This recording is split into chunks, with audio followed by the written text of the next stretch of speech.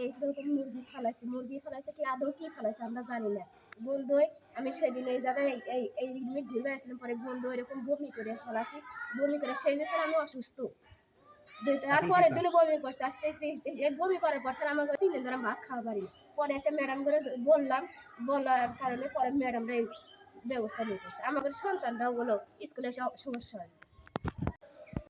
আমার নাম মোহাম্মদ মুশফিক হোসেন, আমি 5ম শ্রেণীতে পড়ি। শনিবারে স্কুলে আসার পরে আমরা ওই হাউসের ভিতর মানে খুলে দেখি এর ভিতরে অনেকগুলো পচা মুরগি ফেলে রাখছে কারা জানি।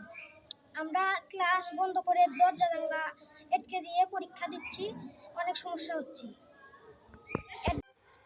এখন আপনার ধরেন যে ওই হাউসের মধ্যে কেন কি ফালায় আমরা তো বাইরে থাকি না, দেখি না।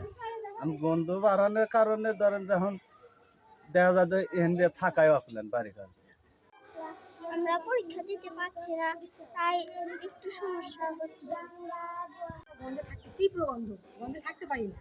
তখন বলে যে এখানে মুরগি ফেলছে, তখন আমি নিজে এসে দেখি যে এখানে একেবারে মুরগি, ওখানে অনেকগুলো মুরগি এসে দেখেছে ওইদিন ওরকমই ছিল। মানে গ্রামের লোকজন এসে ঢেকে দিচ্ছে, তারপর থেকে এরকমই গন্ধ। এটা কে ফেলাইছে এটা বলতে পারবেন? এটা কেউ বলতে পারবো না। এখানে আশেপাশে যাদের মুরগির খামার আছে তাদেরকে 2-1 জনে ডাকছি, তারা তো অস্বীকার করছে যে না আমরা তো এই কাজ করবোই না, আর কে করছে এটা বের করবো।